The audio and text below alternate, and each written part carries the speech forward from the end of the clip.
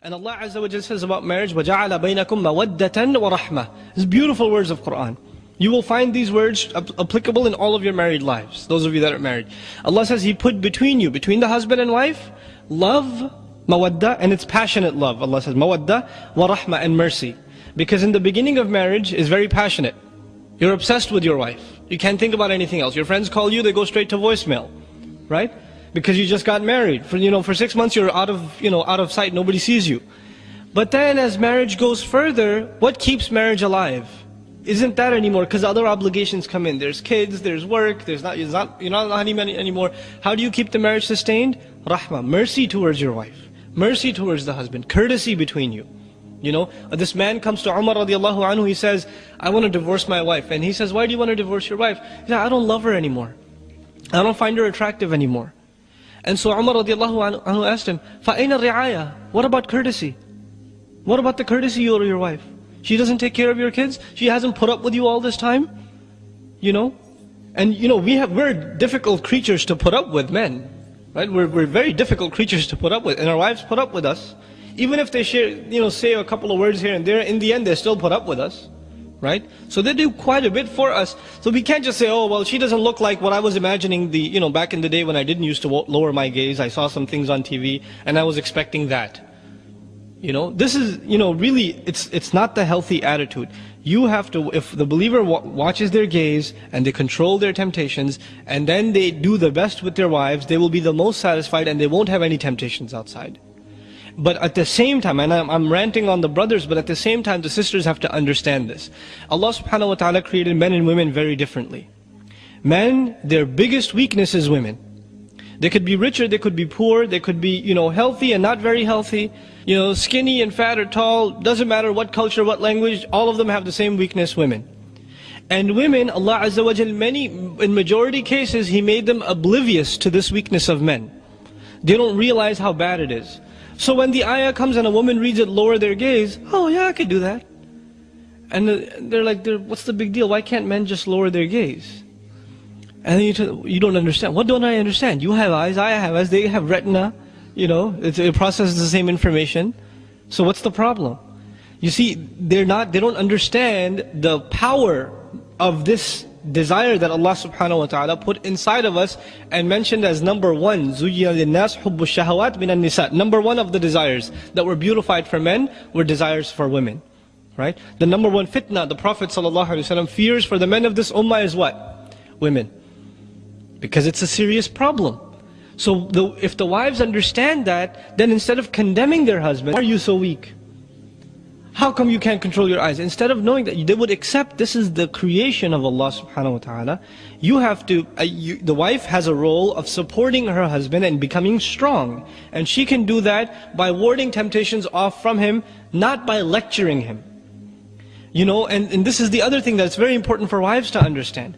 The husband, he goes to the office, or he goes to the train, and there are women horribly dressed. They're sitting there smiling at everybody, trying to, basically this is all these women have in terms of their dignity. They're not respected for their intellect, they're not respected for their opinions, so all they think is we're going to be respected if men see more of our shame. So they dress in indecent fashion because when men look at them, they feel kind of, self-respect, like I'm worth something, people are looking at me. That's basically what it is. It's really horrible, it's sad. But then they go to the office and the secretary's smiling at you saying, how are you, how was your day? What are you getting for lunch? Oh, you're fasting, oh that's nice. And they're smiling at you. And then you go, on every ad, women are smiling at you. And then you get home.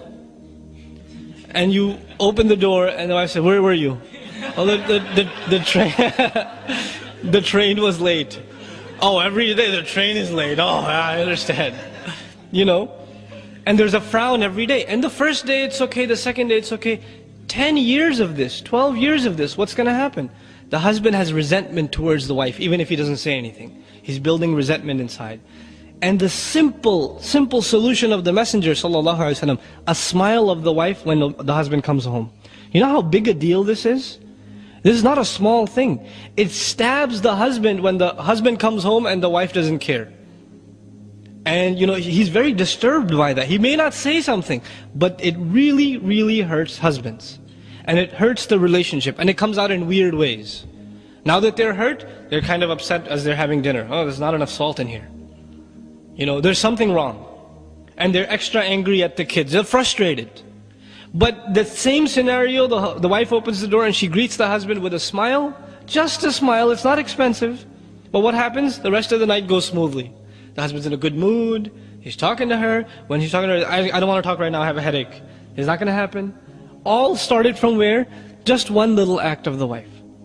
These are simple solutions, but they're powerful solutions. And you don't take care of these solutions, and this baggage just keeps adding up and adding up and adding up, and that's where you get those statistics. Because the husband doesn't even want to look at the wife. She's just annoying. She just does this or that, right? So both sides have to understand, they have to take care of the other side. Instead of expecting from the other side, just make a goal for yourself to take care of the other side. This is إِلَّا عَلَىٰ أَزْوَاجِهِمْ. The only time they don't guard their privates is with their spouses. And this relationship is very strong. I don't even want to quote the hadith, even though quoting a hadith is a good thing, but I know the repercussions it can have in our community. Unfortunately, I don't personally, Allahu A'lam, I don't personally feel that Muslim families are mature enough to take a hadith and take it in a mature way. Usually they end up using Islamic texts as a weapon. You know what the Prophet said about the wife who doesn't take care of her husband's need at night? He said this. You should be ashamed of yourself. Well, she's really going to be nice to you now. It's not a contest. You should be more like the Sahabiyat, and she'd be like, you're no Sahabi yourself, That's how it's going to be. So if you want to make it a competition, you will never defeat women, not your mother, not your sister, not your wife. You will never defeat them in argument. Because what they can come up with, you didn't even think of from the back of your head. Right? Allah put this in them. They have the power of speech, psychological speech, psychologically effective speech. So you have to learn to deal with that. The other thing, another piece of advice, just in terms of harmony between husband and wife, is that, argumentation. Men seem to think everything can be solved by reasoning and logical evidences, right? And they forget that Allah subhanahu wa ta'ala didn't create women in this simple black and white fashion. Women are complicated creatures. When you get married, many of you will testify your wife is crying one day, and you ask her, why are you crying? She'll say, I don't know. I'll talk to you later about it. And you say, no, really, is this something I did? No, leave me alone. I don't know. And they really don't know sometimes. And if they do, it's too complicated for you to understand, so they'll say, you're not going to get it. Right? So they're complex creatures. And so you will learn this. When you're not married, you'll learn this with your mother, and you will learn this with your sister. You try to reason with them, you give them reasons for why you did something that disappointed them. They'll say, oh, so you know so much better, fine. Next time, I shouldn't argue with you because you're so smart. Right? And their feelings will be hurt. Who just lost that argument? You did. Because you tried to reason. The way you argue, or you want to make your point with women, what's the best way to make your point with women? It's not by argument. The best way to make a point with your wife, to make a point with your mother, is actually the sunnah of the Messenger sallallahu alaihi wasallam. One, mercy. Second, silence. Silence. You know how effective silence is for good believing wives? If the husband is silent, then she will say, what's the matter? Is there something I did? But if the husband talks back, man, she will talk back way better than you can. Right? She will come back with a better rebound than you ever thought it possible. But if you're silent, and if there's an ounce of goodness in her, she will come and say, maybe even if I don't think it was my fault, I'm sorry. But the husband has to learn this technique of silence. And not silence with a frown and pushing her away. Just a little extra sad puppy face here and there. Try it with your mom, see if it works. And it will work with your wives also, inshaAllah ta'ala. Right? But this is important. These are the etiquette of marriage. The Messenger ﷺ, he could yell at his spouses. He could say harsh things to them. He doesn't. Because the relationship is so fragile, this relationship. And shaitan wants every opportunity to destroy it. And as soon as he destroys it, what's going to happen? Corruption in the Muslim community is going to happen. That's what's going to happen. Men are going to be not guarding their eyes anymore. And other things are going to happen. Scandals are going to spread. This is how they spread. From bad marriages. All the great tragedies that happen in the Muslim community that people don't even want to talk about because they sound so disgusting, where did they start? They start from a husband not taking care of the wife, and a wife not taking care of the husband. So this is at the heart of being a believer and sustaining our iman. Taking care of the wife and taking care of the husband. May Allah subhanahu wa ta'ala make us the best husbands and grant us the best wives.